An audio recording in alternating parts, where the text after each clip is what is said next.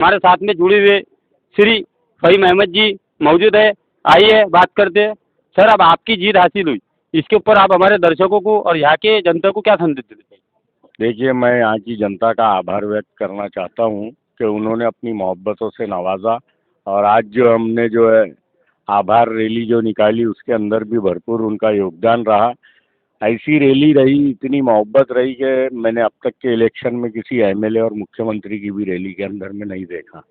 तो लेकिन ये मोहब्बत को देखते हुए मेरे जहन में एक चीज़ आई कि अब हमारी जिम्मेदारी भी बढ़ गई है, क्योंकि जितनी मोहब्बत होगी उतनी उम्मीदें होगी, और उतनी उम्मीदें होगी तो उतनी उम्मीदों के लिए मेहनत भी करनी पड़ेगी ताकि हम उनकी उम्मीदों पे खरा उतरे। हम कोशिश करेंगे, और मैं उन लोगों का शुक्रिया अदा करता हूँ जिन लोगों ने इस प्रभाग 3 में बड़े बड़े चुनावी गणितज्ञों का जो है समीकरण बिगाड़ कर हम लोगों को जीत हासिल करवा।